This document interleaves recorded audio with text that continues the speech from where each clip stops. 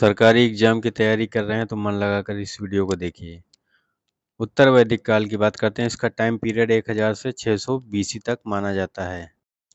तो उत्तर वैदिक काल में आर्य गंगा यमुना दोआब क्षेत्र तक फैल गए थे।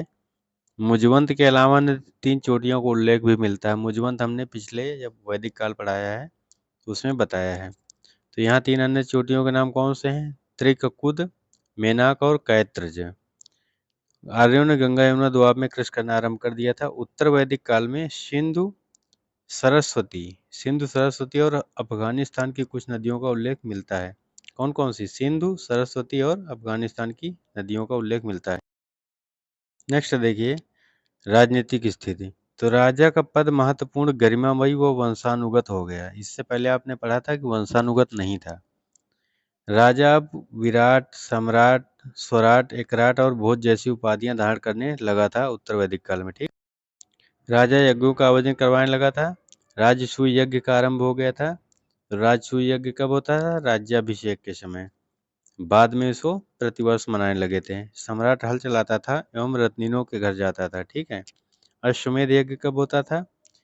यह साम्राज्यवादी यज्ञ होता था। समयावधि इसकी कितनी थी? 3 दिन होती थी। वाजपेय यज्ञ, इसमें खेल कूद प्रतियोगिताओं का आयोजन होता था। राजा स्वयं रथ दौड़ में हिस्सा लेता था तथा सदैव जीतता था। अब राजा है तो जीतेगा ही।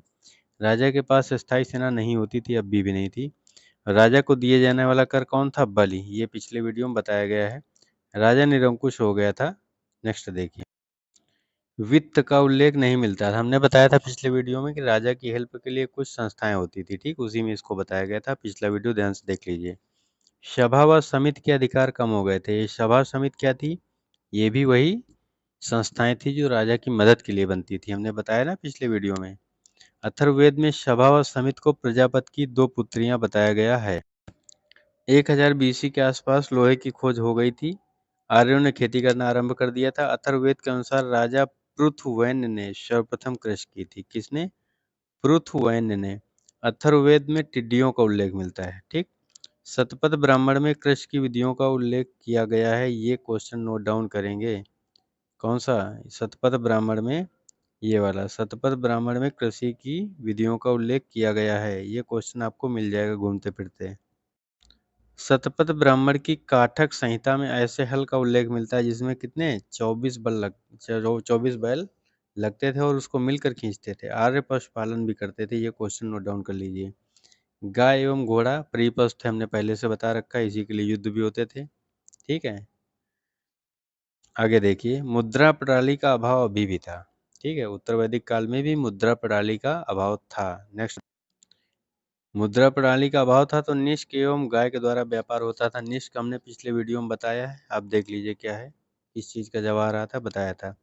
वस्तु विनिमय होता था, वस्तुओं का आदान प्रदान होता था। ठीक है, परिवार अभी भी पितृसत्तात्मक संयुक्त होते थे और समाज 4 वर्णों में विभाजित हो गया था। ठीक है, अब यहाँ से चेंजिंग ये हो गई कि वर्ण व्यवस्था जन्म पर आधारित हो गई। इससे पहले वर्ण व्यवस्था जन्म पर आधारित नहीं थी। ठीक, अब इसमें कुल एवं गोत्र शब्द का प्रयोग होने लगा था उत्तर वैदिक काल में। ठीक है, बाकी लगभग ये कंडीशन वैसी है। महिलाओं को शिक्षा का अधिकार था, यह अभी भी था, पहले भी था।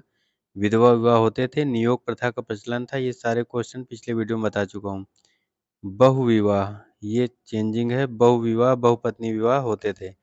बृहदारण्यक उपनिषद में गार्गी एवं याज्ञवल्क्य का संवाद मिलता है, बताया गया है पीछे।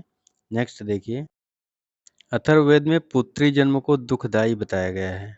अथर्ववेद में मैत्रायणी संहिता में स्त्री को शराब एवं जुए के समान बुराई बताया गया है। स्त्री की तुलना किससे की गई है? शराब एवं जुए से की गई। किसमें? मैत्रायणी संहिता में। घरेलू दासों का प्रयोग अभी भी होता था, वैदिक काल में भी हुआ और उत्तर वैदिक काल में भी हो रहा है। धार्मिक स्थिति में देखिए, प्राकृतिक बहुदेववाद, एकाधिदेववाद, निर्गुण भक्ति तथा एकेश्वरवाद को मानते थे। अभी भी मान रहे हैं। पिछले जो वीडियो हमने बताया था वैदिक काल का, उसमें भी मान रहे थे। आर्य यज्ञ अनुष्ठान करते थे।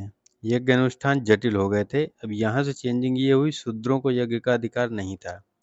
शूद्रों को उपनयन संस्कार का अधिकार भी नहीं था। ठीक है, ब्राह्मणों को अदाई कहा जाता था।